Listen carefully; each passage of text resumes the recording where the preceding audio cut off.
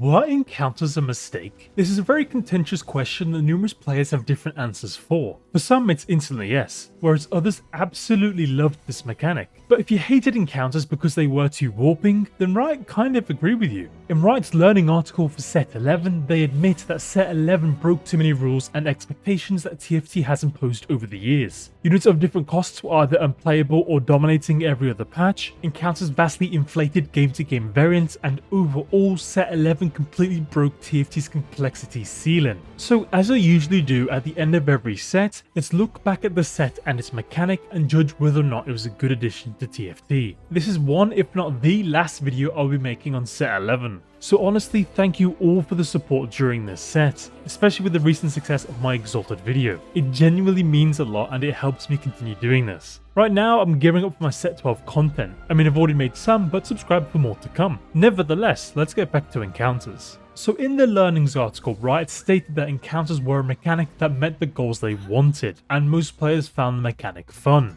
And Mortdog actually goes into more detail in this clip. One of the things I thought was funny is on Froden's podcast, the Don't Talk If You Don't Know, they said something that was interesting. The comment was, encounters are the worst mechanic since shadow items. Agree or disagree?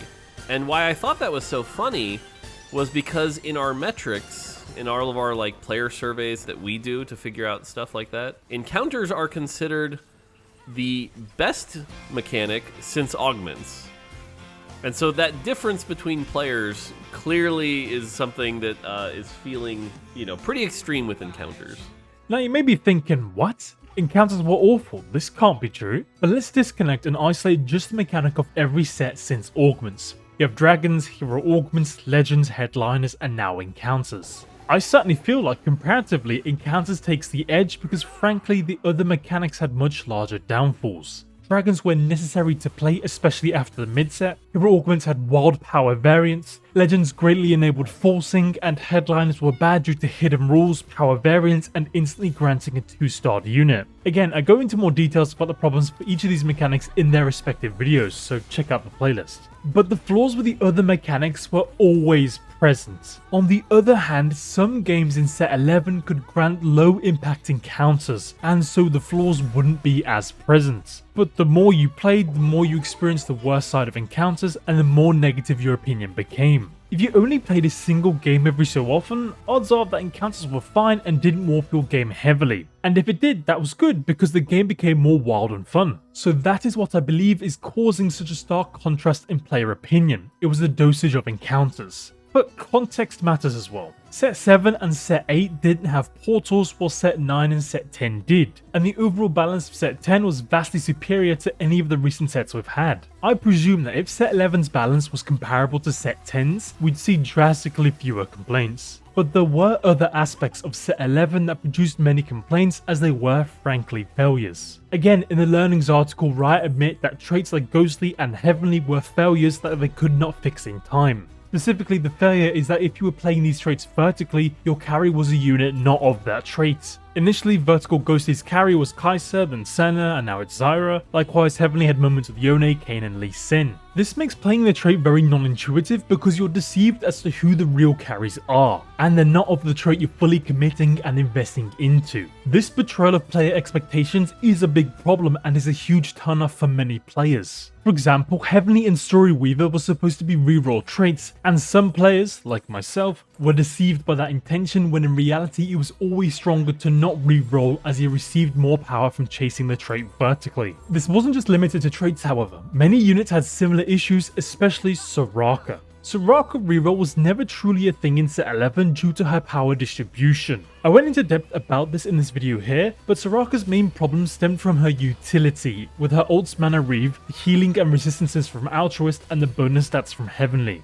Her utility greatly outweighed her damage output, and consequently Soraka was relegated to being a support unit that you always want to play but never want to itemize. I imagine there were more failure cases in this set, but I don't remember everything, so if you felt like anything else missed the mark, let me know. But going back to my previous point, extreme variance is not and was not fun to play around repeatedly. A prime example of this is Lilia's encounter, where she shuffles when the augments will appear. Now, this could be fun if you got all the augments earlier, but getting them much later was just miserable. And a sentiment that many players resonated with, myself included, is that all encounters should have been revealed at the beginning of the game, for example using the icon in the top left corner. This would still permit the fun variants that encounters can bring, but you wouldn't get blindsided by RNG, like receiving the Malphite encounter while you already have Golden Remover. With the game telling you what encounters will appear and when, you can now adapt your game strategy in accordance. This increases the number of decisions, which in turn increases the skill expression and the strategic depth of this mechanic.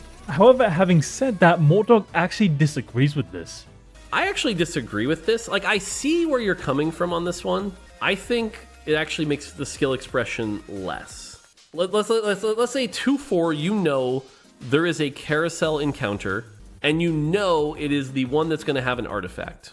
If that's true, there's now one correct play, right? The correct play is to try Lost Streak to get the first choice. The skill expression has actually gone down pretty significantly. But if you know that there's a encounter but you don't know which one it is, the skill expression is sort of weighing, okay, what are the possibilities of what it could be? And do I value those possibilities to weigh against the options of what I've got, right? It becomes a bit more vague of a choice, and that vagueness of the choice is the skill expression. And so again, I think if you knew exactly what encounters were happening, there is a specific solve that you always do. If you know a Recombobulator encounter is happening on 2-3, guess what? You always level to 5 and deep roll, or roll to try to 2-star a 3. Like, there's now just a solved answer. So I don't think that that is a good thing. Now, I don't believe that if you knew what carousel encounter was upcoming, the only correct play would be to sack HP so your first choice. Ultimately, what artifact, completed item, or radiant item that can appear is random, and with them hopefully being equally powerful, surely you have options no matter your choice. Even with the Recombobulator premise, that is the decision the player is making, and that comes with a risk. I feel like this specific solve isn't that much of an issue because they introduce unique, interesting, and risky strategies. But let's presume this solve is actually a problem, so now what's the alternative to express skill? Well, now as a player, you need to know all the encounters and when they can appear. Maybe I'm unaware of this, but that information is not provided to players. Personally, when I see an encounter, I know something will happen, but that's it. This is akin to an augment selection where boards will spike, but it is unknown what specific augments will do that. However, these augments are tailored and you have up to 6 choices, so you cannot get absolutely griefed.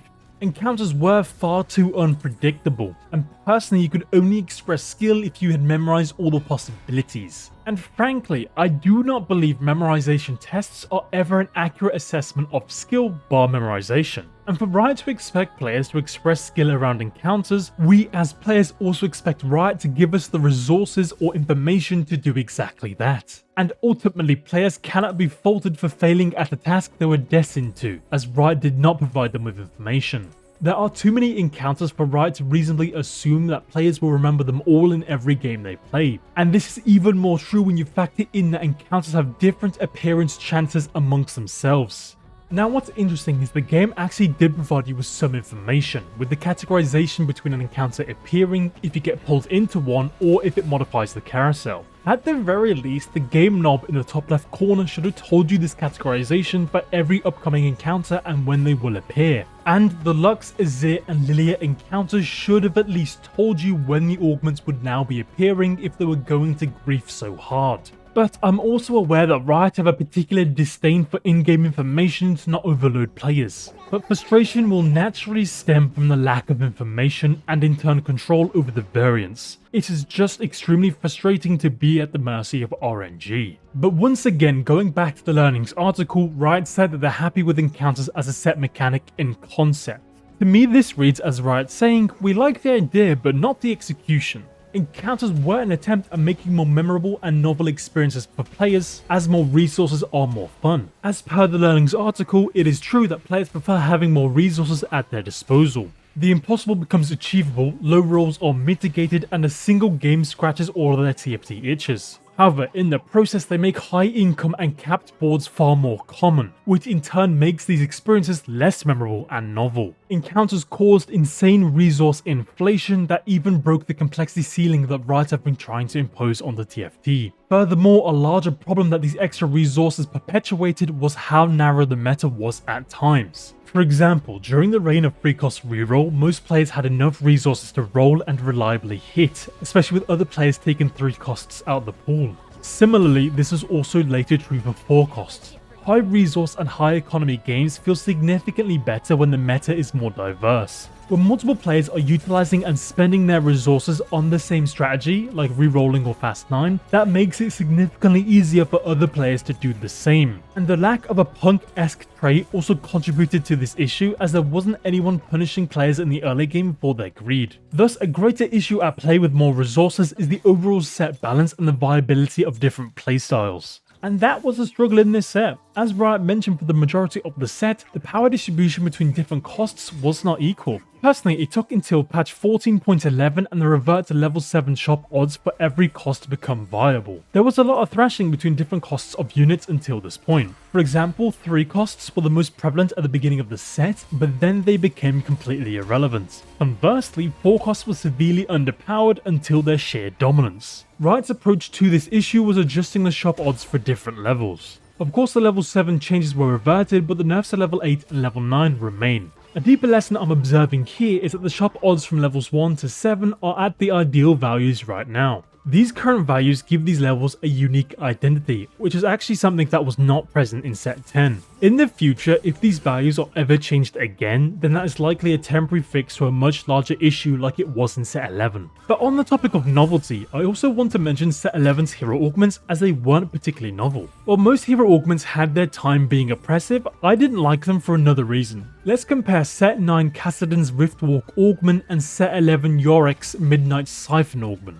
Riftwalk fundamentally changed how Kassadin functioned. In return for no longer being able to disarm or shield himself, Kassadin now had a dash. Riftwalk completely transformed Kassadin into another unit entirely, and it was a joy to play. On the other hand, Yorick's hero augment just grants him more health and damage. His itemization does not change, his function does not change, and most importantly, his gameplay pattern does not change. Midnight Siphon is so incredibly bland compared to Riftwalk. I adore it when hero augments transform their respective unit or their itemization. There's just so much more to discover there with more possibilities. However, set 11's hero augments like Midnight Siphon and Lucky Pause just enabled their tanking identities, which reduced a significant level of depth for me. But this set wasn't a complete failure. Set 11 shipped 5 new support items and 20 new artifacts, of which only 1 was bad, which was Cursed Blade. That is an incredible success in my opinion. One of the reasons why I liked encounters is they could grant one of these items. I personally enjoyed Forbidden Idol the most because the visual change and growth in HP was very satisfying to watch. I'm just sad they removed Trash or Treasure. But the bigger win definitely goes to a trait entirely unique to set 11, that being Exalted.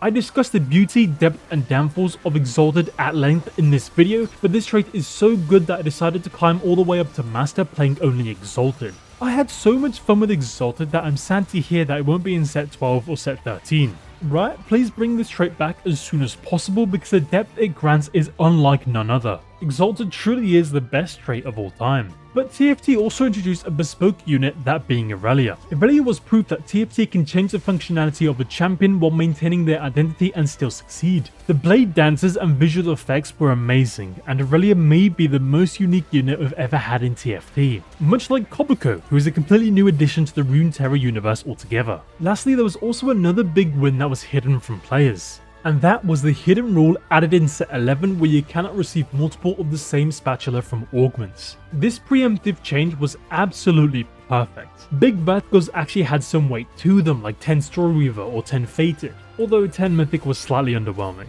But honestly, this is great as it adds another dynamic to playing TFT. If you keep the option open of hitting these breakpoints, you can win the game. Nonetheless, for the time being, it is confirmed that encounters will not be present in the next set, and likely won't return due to it compromising the complexity ceiling. In fact, it also seems that Riot are addressing portals to not overwhelm new and returning players. This rework to portals will be with us in set 13 at the soonest, but perhaps the simplification of portals will provide more depth of mechanics. Likewise, the Fortune style strategy will likely no longer be a trait next set, and it's very possible it to be tied to an augment like what doesn't kill you. So the fortune strategy will be an option rather than always being present, which seems to be one of the key lessons learnt from encounters. Overall, for many players, at best encounters didn't do anything, like working out with Set or getting faster with Sivir. But at worst, encounters completely changed the game by shuffling all the augments or by ending the game entirely at 5-4. As a comparison, imagine if portals weren't changed at all, but they can now suddenly appear at a random round. That's frustrating, right? Set 11 broke too many rules and encounters was a large factor of that. So that leads me to conclude that encounters were indeed a mistake. However, unlike other set mechanics, encounters were a mistake that Riot could rectify during its time on the live servers. I think that if you were told which encounters were upcoming, or at the very least their category, encounters would have been substantially less frustrating. With more player agency over the resources, you can both craft your optimal path and still be excited when they appear. But that also presumes a good overall set balance where each player's optimal path is unique and diverse. Otherwise, these extra resources would perpetuate balance issues even more than they already did. I mean, again, it took until patch 14.11 for the set to finally be in a good spot in my opinion. Now, I'm not faulting the set designers or the balance team here. They genuinely came up with some bespoke designs like Xayah and Rakan, Irelia, Kobuko, and of course Exalted. I just want Riot to take their time to fully cook whatever genius they bring to us next, as set 11 did feel kind of undercooked. And my concern is the new 3 sets a year system that may be hindering that, as they're rushing to get sets out the door. And if I were to point any fingers, it would be to that. But at this point, I will pass over the questions to you guys. What do you think about encounters? Did you love them? Did you hate them? And was there anything about them I missed? Let me know in the comments and remember to subscribe. Anyway, check out these other videos if you want to see more from me, and as always, thank you for watching and I'll catch you in the next one.